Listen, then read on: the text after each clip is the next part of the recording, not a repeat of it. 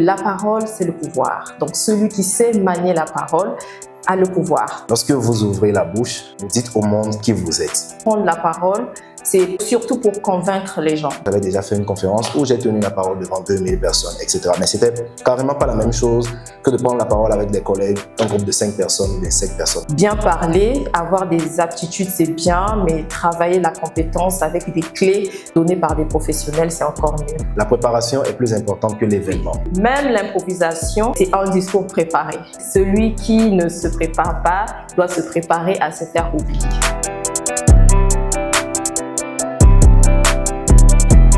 Alors bonjour à toute la communauté, j'espère que tout le monde pète la forme aujourd'hui. Lundi matin, un nouveau podcast comme d'habitude. Et aujourd'hui, nous allons partir pour un podcast spécial avec une invitée spéciale où nous allons parler de quelque chose de très important.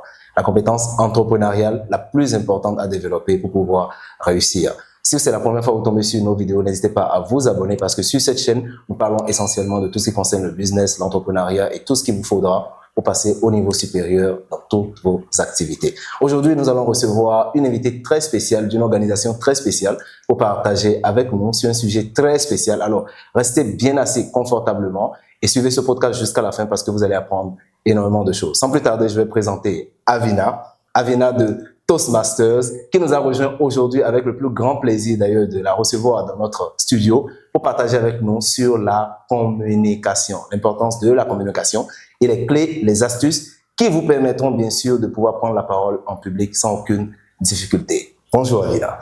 Bonjour Dieudonné. Je suis très content de te recevoir en tout cas sur notre plateau pour partager avec nous les clés qui vont permettre à toute l'audience de pouvoir s'en sortir sur l'aspect communication. Qu'est-ce qu'on peut savoir sur Avina? Je te laisse te présenter.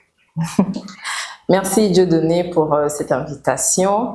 Alors, je suis Avina Divine Songakoba, je suis diplômée en qualité, hygiène, sécurité, environnement. Parfait. Et actuellement, je suis animatrice sécurité sur un chantier de BTP. Excellent. Et à mes heures perdues, je suis une passionnée de la prise de parole en public. Excellent, excellent. Ça se voit d'ailleurs avec l'éloquence, avec le discours et tout. Je sais qu'on va prendre énormément de choses aujourd'hui. Et d'ailleurs, quand on parle de prise de parole en public aujourd'hui, on sait que c'est quelque chose qui est d'ailleurs très important. Oui. On sait aussi que c'est quelque chose qui est fortement demandé actuellement. Les gens savent que la plus grosse peur de l'homme adulte, ce n'est pas la peur des serpents, ce n'est pas la peur des araignées, ce n'est pas la peur des fantômes, mais c'est la peur de prendre la parole en public. Donc aujourd'hui, on va partager avec notre audience quelques clés qui vont leur permettre, en tout cas, d'améliorer cette compétence entrepreneuriale qui est vitale, que ce soit pour le pitch, décrocher des investisseurs ou bien pour pouvoir convaincre des clients, faire des discours, etc. Mais alors, quand on va parler de la prise de parole en public, qu'est-ce qu'on peut savoir de manière générale sur la prise de parole en public? La prise de parole en public, c'est cet élément-là qui nous permet de transmettre un message, d'informer un auditoire ou encore de le convaincre. Super. Donc, de façon générale, c'est une communication structurée. Ouais. Donc, parce qu'une chose est de communiquer, une autre chose est de bien communiquer. C'est justement là qu'intervient la prise de parole en public. Excellent, excellent. Donc, ça veut dire que si je dois retenir quelque chose de ce que tu as dit, c'est que la prise de parole en public, ce n'est pas juste le fait de parler devant un public, mais c'est le fait de faire un discours qui est structuré, de telle sorte que l'auditoire puisse recevoir ça de la bonne manière. Et actuellement, quelle est l'importance de la prise de parole aujourd'hui dans le monde du 21e siècle? La prise de parole en public, c'est un outil qui est très, très capital parce qu'on dit souvent que la parole, c'est le pouvoir. Donc, celui qui sait manier la parole a le pouvoir. Toutes les portes du monde lui seront ouvertes. Ah ouais, carrément, donc, c'est une compétence qui est très, très prisée actuellement et j'encourage fortement tout le monde vraiment à s'y mettre. Excellent, excellent. Donc, en fait, tu as dit quelque chose de très important là tout à l'heure. La parole, c'est le pouvoir. Et il y a aussi l'un de mes mentors qui, d'ailleurs, sur le sujet, me disait que lorsque vous ouvrez la bouche, vous dites au monde qui vous êtes.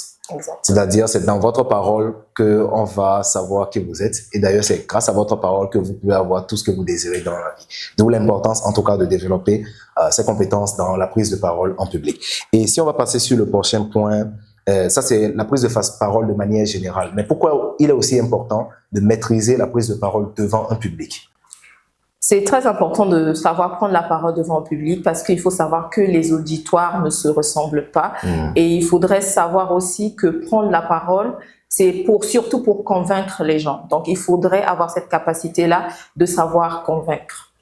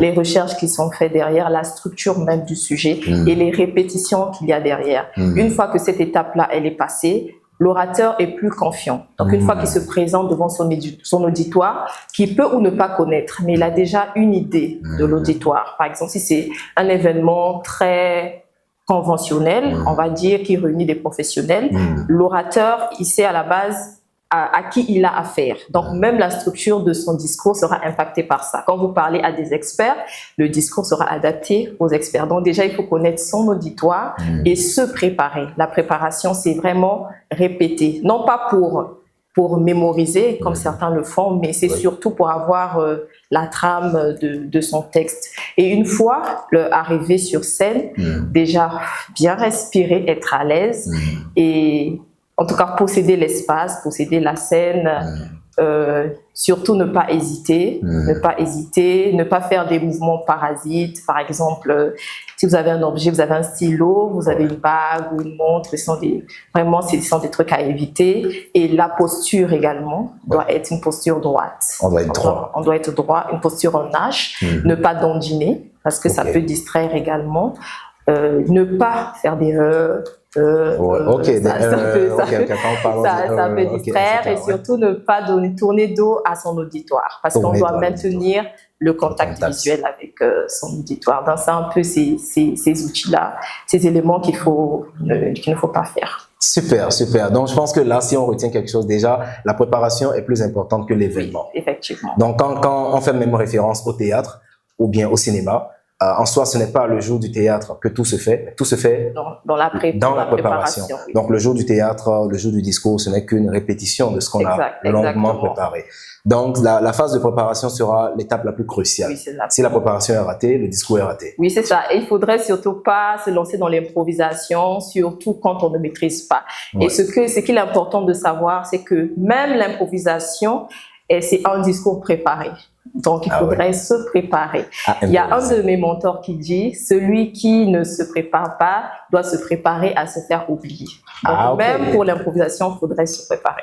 Donc, c'est très capital. Ah oui, carrément. Donc, ça veut dire que même une fois sur scène, quand il y a quelque chose qui ne se passe pas comme prévu, par exemple une question ou bien une réaction inattendue de l'auditoire, même dans la façon d'improviser par rapport à cette situation imprévue, ça doit être préparé aussi à l'avance. Exactement. Ce qui est bien avec le cerveau, une fois que vous préparez, vous répétez, le cerveau a ce sentiment de déjà vu.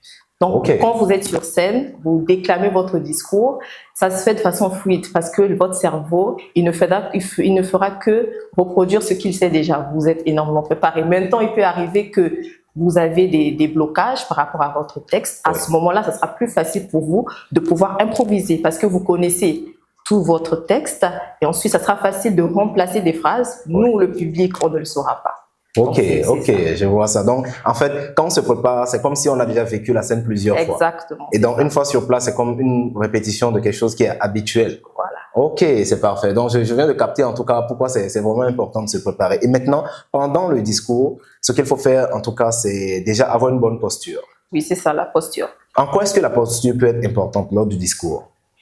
La posture te donne déjà ce sentiment de confiance. De confiance. Parce que parler en public, c'est pas évident. Quand tu as une position tu as une bonne posture, c'est le pouvoir. Et c'est ce pouvoir-là que tu vas transmettre. Parfait. Le non-verbal, il est très, très important. Si l'auditoire se rend compte que tu manques de confiance en toi, ça se saura. Et quand tu as une bonne posture, tu renvoies en fait cette image de confiance-là. Tu deviens crédible aux yeux de ton auditoire. C'est surtout ça. Donc, ça veut dire que ce n'est pas en soi les mots qu'on prononce pendant notre discours qui vont être le plus important, mais le plus important, ça sera le non-verbal. C'est-à-dire ce que les gens voient et les différentes tonalités qu'on va utiliser, la confiance qu'on dégage, c'est surtout ça qui va faire le sel du discours. Exactement, parce que la prise de parole commence même avant d'avoir ouvert la bouche. Le simple fait que vous vous levez, la manière dont vous vous levez, la manière dont vous marchez jusqu'à arriver à l'endroit où vous allez déclamer votre discours, le vêtement que vous allez porter, tout ça, ce sont des langages importants. Et votre auditoire, il vous juge déjà en fonction de ça. Ils savent un peu à quoi s'attendre. C'est ça, c'est ça. Donc, en fait, la prise de parole, c'est même dans la non-prise de parole, si je peux dire ça comme ça. C'est-à-dire, dans le fait de ne pas prendre la parole, on prend déjà la parole. Exactement. Ouais, c'est ça. Et ça me rappelle vraiment l'ironie d'une vidéo que je voyais sur Internet où il y a un milliardaire qui vient juste sur la scène, qui tousse et tout le monde applaudit. Juste parce qu'il est milliardaire, donc même s'il tousse, ça veut dire quelque chose. Donc, je comprends parfaitement. Et donc, ça veut dire que la bonne posture, ça accentue déjà la confiance en soi et ça permet à l'auditoire, bien sûr, d'avoir plus de confiance en ce que vous êtes en train de vouloir présenter. Et la deuxième des choses dont tu as parlé, c'est surtout d'éviter les gestes parasites. Est-ce que tu peux nous donner quelques exemples de gestes parasites qu'il faudra éviter? Déjà, ne pas jouer avec son vêtement, parce que certaines personnes, lorsqu'elles sont stressées, elles vont vraiment tirer le vêtement. Et si vous avez un objet, par exemple un stylo, vous allez voir que la personne le fait de faire des gestes comme ça, peut utiliser sa montre, manipuler la bague. La personne parle tout le long de son discours en train de manipuler sa bague. Les gens, et ça renvoie en fait le stress. On sent que vous êtes stressé. Et je pense qu'il y a un langage parasite, en tout cas un geste parasite qui est très courant, c'est le fait de se gratter la tête. Par exemple, il y en a plusieurs. Ou bien mettre la main à la hanche, ou bien en tout cas des gestes qui... Et même croiser les bras aussi. Croiser les bras. La main dans la poche, ce sont des gestes, pour les professionnels en tout cas, ils se rendent vite compte que vous êtes stressé. Ah, d'accord. Donc en fait, le fait d'avoir les mains dans la poche n'est pas conseillé pendant un discours. Non, ce n'est pas conseillé pendant une prise de parole. Pourtant, les gens pensent qu'en fait, le fait de parler avec les mains dans la poche, ça fait des gens boss. Mais en quoi est-ce que ça peut, enfin, diminuer la qualité du discours? Dans la prise de parole en public, les gestes doivent être ouverts.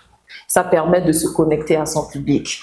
Donc, quand vous avez la main dans la poche, vous ne renvoyez pas une bonne image à votre auditoire. Vous avez les mains croisées, vous avez peur de quelque chose. Il y a certainement des psychologues dans la salle qui pourront déjà faire des analyses. Il faudrait surtout avoir des gestes ouverts pour vraiment établir la connexion avec son auditoire. C'est ça. Donc, c'est comme si, en fait, quand on croise les bras, c'est comme si on était braqué sur, ou bien il y a une certaine incertitude par rapport à ce qu'on dit. Voilà. Ok, d'accord. Donc, je vois, en fait, l'impact que peut avoir les gestes parasites sur le discours. En dehors de ça, bien sûr, tu as parlé du regard, le fait de ne pas tourner dos à son auditoire. En quoi est-ce que cela sera crucial? Vous savez que le discours, il est mentionné en plusieurs phases. Déjà, on a l'ouverture, l'introduction du discours qui est une partie très importante. L'introduction doit être captivante, le développement aussi captivant et surtout la conclusion plus que captivante parce que c'est surtout la conclusion que l'auditoire va retenir. Maintenant, il peut arriver que pendant la prise de parole, l'auditoire soit quelque peu distrait. Déjà, donc si vous-même, vous avez des gestes qui distraient encore plus le public, vous allez vous retrouver à parler avec, face à un public qui ne suit pas. Et ça vous déstabilise en tant qu'orateur. Voilà pourquoi c'est important que l'auditoire ait l'impression que vous les regardez. Peut-être pas dans les yeux, mais qu'il puisse au moins une fois croiser votre regard. C'est ça, en fait. Donc, c'est comme si, en fait, vous parlez à quelqu'un qui a la tête dans le téléphone. C'est comme si la personne était désintéressée par ce que vous dites et naturellement, il vaut mieux carrément se taire. Donc, le fait de regarder l'auditoire, c'est une manière de demander leur attention. De faire en sorte qu'ils soient accrochés à ce que vous dites. Parce que ça sert à rien de parler à des personnes qui n'écoutent pas. Donc, en fait, c'est à nous-mêmes de veiller à ce que les gens écoutent ce qu'on dise. Ok. En fait, souvent, les gens font des discours et après, ils finissent par se plaindre en disant « Ah, ils m'ont pas écouté, ils n'ont pas prêté attention à ce que je dis. » C'est juste parce que eux-mêmes, ils n'ont pas su, en fait, demander l'attention du public. C'est ça. Et une manière classique de demander l'attention du public, bien sûr, c'est le contact visuel. Oui, c'est ça. D'accord. Et aussi des silences. Aussi, des silences dans le discours. Si, par exemple, l'auditoire est un peu bruyant à un moment donné, vous pouvez faire des silences pour amener l'attention. Et on nous apprend aussi, en prise de parole en public, comment gérer un public difficile. Parce que tous les auditoires ne se ressemblent pas. Vous pouvez être dans un stade, par exemple, vous devez parler à des jeunes qui sont très bruyants. Donc, il y a aussi des techniques pour pouvoir les rappeler à l'ordre, pour amener leur attention sur ce que vous dites. Ah ouais, carrément, c'est toute une science à ce que je vois. Parce que, en fait, c'est vrai que parfois, on se retrouve face à des publics qui sont vraiment difficiles.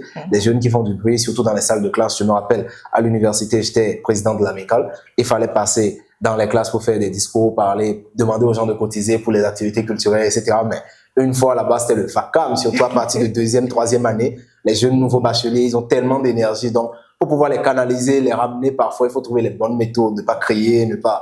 voilà, ne pas essayer d'être un peu agressif ou menaçant, mais trouver la bonne méthode pour que les gens puissent écouter avec un certain plaisir. Et tout ça, ça demande de l'entraînement et de l'apprentissage. Oui, c'est ça. C'est parfait. Et bien sûr, il y a quelque chose de très important que tu as évoqué tout à l'heure, qui est le fait de tourner dos au public. Souvent, dans l'occupation de l'espace, parce qu'une manière d'occuper l'espace, occuper l'espace en tout cas, c'est une manière d'affirmer sa confiance, mais dans l'occupation de l'espace, dans les va-et-vient qu'on fait, il peut nous arriver en tout cas de tourner dos au public. Mais quand on tourne dos au public, naturellement, on distrait le public.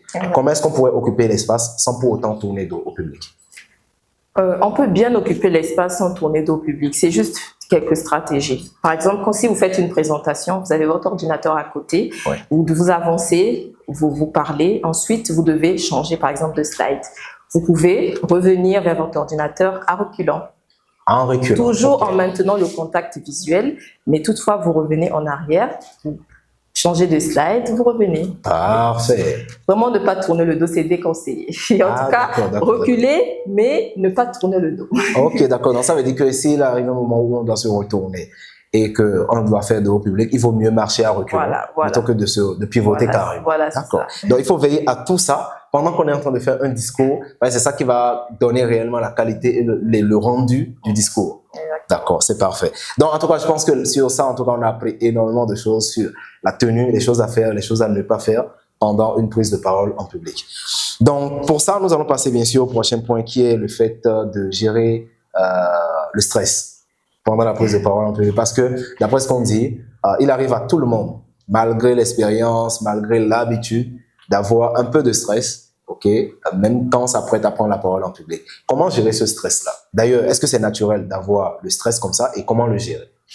C'est très naturel d'avoir le stress, mais là, on va nuancer le trac et le stress. Ok. Donc, il y a certaines personnes qui ont le trac, c'est tout à fait normal, et d'autres, c'est vraiment un stress qui est, même on va dire d'autres pathologies, qui les fait même oublier le texte, perdre des mots. À ce moment-là, c'est plus profond. Mais le trac, nous tous, nous l'avons parce que on ne sait pas vraiment à quoi s'attendre. Donc, durant les premières secondes de la prise de parole, ça va un peu se manifester avec la voix tremblotante. Mais après, une fois que vous êtes lancé, ça passe naturellement. Donc, il faudrait lutter contre ce trac-là. Déjà, respirer profondément avant la prise de parole, prendre de l'eau. Parce que moi, dans mon cas, avant toute prise de parole, j'ai la gorge qui est asséchée. C'est vraiment le signe de mon trac. Et une fois que je m'hydrate, et ensuite, les premières secondes, ma voix elle est un peu tremblotante, mais après, je me lance. Et pour les personnes qui souffrent vraiment de stress, de phobie, d'agoraphobie, la peur de prendre la parole en public, il faudrait déjà qu'elles travaillent sur leur confiance. Parce que la confiance en soi, c'est très important dans la prise de parole en public. Une fois que vous êtes confiant en vos capacités, vous renvoyez cette confiance-là et vous avez moins de stress pendant la prise de parole. Donc, si vous avez déjà des problèmes avec votre confiance, vous serez stressé. Et aussi, un autre point, si vous n'êtes pas bien préparé, vous serez stressé. Parce que on vous donne la parole, vous vous exprimez sur un sujet que vous ne maîtrisez pas du tout. Donc même dans la suite des idées, vous aurez du mal. Donc déjà, voilà. Donc il faudrait bien se préparer et se préparer mentalement, visualiser la scène avant même de prendre la parole, tous les éléments, mais de façon positive. C'est-à-dire que vous avez pris votre parole, vous avez réussi toutes les étapes. Il y a certaines personnes, malheureusement, qui visualisent, mais de façon négative, je vais me tromper, on va se moquer de moi et tout ça. Donc ça va jouer aussi sur le stress. Donc il faudrait vraiment s'imaginer avoir réussi sa prise de parole. Et une fois que vous êtes devant votre auditoire, vous êtes plus confiant. Exactement. Donc c'est un peu ça. Mais c'est super, c'est super. Donc en fait, la trac, c'est ce sentiment d'insécurité qu'on a par rapport à l'incertitude du discours. L'inconnu aussi, parce que ça peut être un nouveau public, ça peut être, il y a beaucoup de paramètres. De paramètres qui entrent en jeu. Par contre, le stress, c'est ce sentiment d'insécurité qu'on a du fait que, voilà, on a peur de prendre la parole, ça paralyse le discours, on oublie ce qu'on doit dire, etc. Donc, bref, on est paralysé, on n'arrive pas à tenir le discours comme cela se doit. Et une solution par rapport à ça, c'est une bonne préparation et surtout le fait d'être détendu pendant le discours. Il y a aussi l'un de mes mentors qui me recommandait de prendre contact avec le public et d'annoncer ses défauts. Oui. D'annoncer ses défauts. Et ça, c'est une méthode que j'aime beaucoup utiliser parce que quand je me retrouve face à un nouveau public, plus je suis connecté avec le public, moins je stresse. Dans la mesure où ce que je fais, je peux commencer mon discours par une petite blague ou bien en disant aux gens, vous savez, moi, je suis quelqu'un de très timide. Je n'arrive pas à parler en public, donc vous me permettez d'avoir de l'énergie nécessaire pour pouvoir vous parler, donc applaudissez pour moi. Donc je peux établir cette connexion ou bien faire une petite blague qui va faire rire les gens, ce qui fait que je suis mieux connecté avec le public et donc je stresse beaucoup moins. Donc il y a tellement de méthodes qu'on peut utiliser pour gérer la traque qu'un seul podcast, ça sera largement pas suffisant pour parler de tout, mais on a déjà quelques idées sur la gestion de la traque. Super. Donc ensuite, quand on parle alors de préparation, cela nécessite de l'entraînement. Donc, l'entraînement à la prise de parole en public. Et souvent, ce que moi je fais, quand je veux m'exercer un peu à la prise de parole en public, j'ai souvent l'habitude d'aller à la plage et de parler avec la mer. Donc, ça travaille la portée de ma voix, l'articulation et tout ça. Il y a plusieurs méthodes d'entraînement qu'on peut utiliser. Est-ce que tu peux nous donner quelques méthodes d'entraînement à la prise de parole en public pour quelqu'un qui compte s'améliorer à la prise de parole en public? Déjà, il faudrait identifier le problème que vous avez. Par exemple, si vous avez un problème avec votre voix, avec le débit, avec l'articulation. Une fois que vous avez identifié le problème, vous allez travailler sur ce problème. Si vous avez un problème avec votre articulation, il y a plusieurs exercices qui sont disponibles sur Internet, que vous pouvez télécharger, que vous pouvez répéter autant de fois pour pouvoir vous améliorer. Si vous avez un problème de variété vocale, vous avez également des exercices qui vous permettent de travailler votre variété. Donc l'essentiel déjà, c'est d'identifier votre problème et de travailler dessus. Ok, d'accord. Donc en fait, le fait de savoir, parce que tout le monde n'a pas le même problème. Certaines personnes ont des problèmes dans la préparation, d'autres peuvent avoir des problèmes au début du discours, d'autres peuvent avoir des problèmes de gestes parasites, etc., de portée, de débit, etc. Donc, il faut d'abord identifier correctement le problème et ensuite essayer de travailler sur ça. Mais de façon globale, quels sont les exercices qu'on peut faire personnellement pour travailler différents aspects de la prise de parole? Moi, déjà, ce que je fais, je n'hésite pas à prendre la parole quand on me la donne. Déjà, c'est ça. Nécessaire, En toutes circonstances, tant qu'il vous est permis de prendre la parole, prenez la parole. C'est ça, je pense que c'est le meilleur exercice avant même, parce que plus tu pratiques, plus tu te rends compte de tes lacunes. Si tu ne pratiques pas, tu ne sauras pas exactement quel est le problème. Donc, toutes les occasions sont bonnes pour prendre la parole et au fur et à mesure, avec la pratique, vous saurez identifier quel est votre problème. Donc, moi, pour ma part, j'ai eu des difficultés. Mon plus gros problème, c'était la variété vocale. Quand j'ai commencé vraiment dans la prise de parole, j'ai une voix qui porte, mais elle était monocorde. Donc, je pouvais commencer du début jusqu'à la fin de mon discours sur le même ton. Donc, j'ai appris à travailler cela et je le fais quand je prépare mon discours avec la ponctuation. Donc, je mets les ponctuations pour savoir que je dois m'arrêter, que je dois monter, que je dois descendre. C'est comme ça que j'ai pu vraiment, que je suis en train de travailler ma variété vocale. C'est parfait. Donc, ça demande beaucoup de travail personnel. Et je pense que par rapport à ce que tu as dit, même moi-même, j'ai des problèmes dans le discours. C'est vrai que quand les gens m'entendent, les gens pensent que, Dieudonné, il parle très bien, Dieudonné, c'est un conférencier, c'est un orateur, mais je pense qu'on a tous des lacunes. Et par rapport à ce que tu viens de dire, moi-même, je me suis rendu compte que j'ai des problèmes. Parce que quand moi je parle de façon linéaire et je ne respecte pas la ponctuation. Je passe d'une phrase à l'autre, d'une idée à l'autre, en enchaînant vraiment les choses. Et peut-être tu l'as remarqué, mais je pense qu'il va falloir travailler sur ça. Le fait de s'arrêter quand on sait qu'il y a un point, le fait de faire une pause quand on sait qu'il y a une virgule, pour permettre aux personnes qui nous écoutent de pouvoir bien cerner ce qu'on dit. Exactement. Parfait. Donc, en dehors de ça, bien sûr, quand on parle d'entraînement, il y a l'entraînement personnel. Mais je pense que dans une communauté, il est beaucoup plus facile de progresser, peu importe le domaine. Et dans la prise de parole en public, ça ne sera pas l'exception. Donc, par rapport à ça, je vais te demander, où est-ce que, en tout cas, si quelqu'un nous regarde et que la personne souhaite améliorer sa prise de parole en public en appartenant à une communauté ou bien en faisant partie d'un groupe où les personnes s'entraînent à cette compétence quotidiennement, où est-ce que tu pourrais leur recommander? Un seul endroit. Un seul endroit. Toastmaster Club. Toastmasters Club. Le Toastmaster, c'est vraiment, on va dire, une grande école de formation, de prise de parole en public et de leadership. Comme on dit, c'est ce laboratoire-là qui te forme à petit prix. À petit prix, mais en tout cas, les résultats sont énormes. C'est Toastmaster. Je vais un peu partager mon expérience avec Toastmaster, ce sera plus intéressant. J'ai rejoint le mouvement au mois d'avril. Excellent. Donc, j'ai commencé avec les discours et je me suis découverte un potentiel déjà. Ma voix, elle porte, mais je ne savais pas. Une fois que je suis à la Toastmaster, quand j'ai fait mon premier discours, le premier compliment qu'on m'a fait, c'était que tu as une belle voix. Ouais. Mais cette voix-là, chez moi à la maison, on ne la considérait pas parce que je parle fort. Ok. Tu parles fort, tu es une femme, tu parles trop fort. Mais je me retrouve dans un milieu où il y a des orateurs aguerris qui me disent que ta voix, c'est vraiment ton principal atout. Atout, ouais. Donc, ça m'a donné plus confiance. Donc, Toastmaster, c'est vraiment cette école où tu peux te tromper sans pour autant qu'on te juge. Il y a vraiment d'évaluation constructive. Ouais. Donc, à la fin de ton discours, tu as ton évaluateur qui te dit ce qui a marché, ce qui n'a pas marché, qui te fait des recommandations. Donc, vraiment, on est dans la pratique. Que la pratique et rien que la pratique. Excellent. Parce que la prise de parole, certes, il y a beaucoup de livres qui parlent de prise de parole, mais la prise de parole, c'est une compétence qui est pratique. Vous pouvez beau lire, avoir des connaissances théoriques, mais si vous ne pratiquez pas, ça sert à rien. Ça sert à rien, absolument à rien.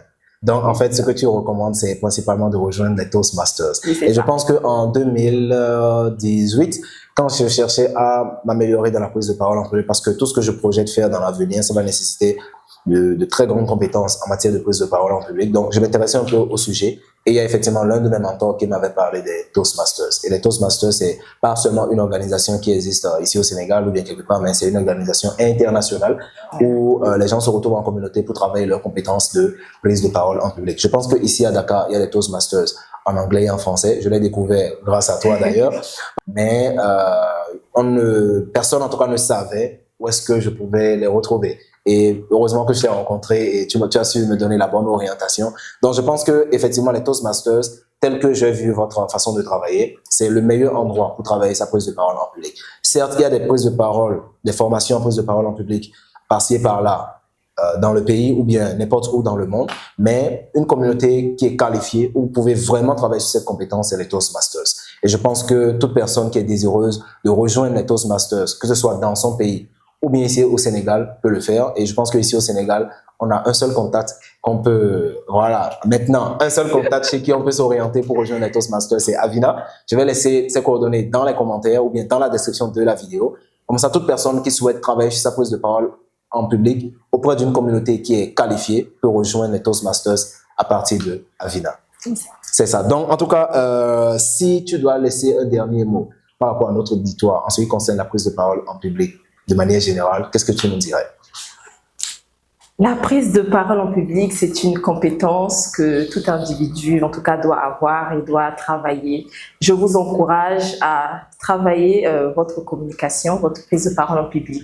Et comme il a dit, le meilleur endroit, c'est à Toastmaster. Je vous invite à rejoindre massivement le mouvement et vous verrez ce que cela apportera dans votre vie. Non seulement vous allez développer vos capacités en prise de parole, également des capacités en leadership. Et surtout, vous avez un grand réseau de par le monde. Aujourd'hui, Toastmaster a 100 ans et nous sommes dans pratiquement tous les pays du monde. Donc, imaginez la portée du mouvement. Donc, je vous invite massivement à venir voir ce que nous faisons à Toastmaster. C'est ça. En fait, c'est impressionnant le fait d'entendre que une organisation a un siècle de vie, donc 100 ans pour les Toastmasters. Je pense qu'il y a beaucoup de leaders internationaux qui sont passés par cette organisation. Exactement. Donc, que vous soyez un homme politique, genre, je vois ici, les gens aiment beaucoup faire la politique ici à Dakar, mais quand ils prennent la parole, franchement, ça laisse à désirer. Donc, si vous avez des ambitions politiques un peu comme moi, peut-être que d'ici les 10 prochaines années ou 20 prochaines années, on dira le futur président du Bénin, c'est Dieu donné, qui sait.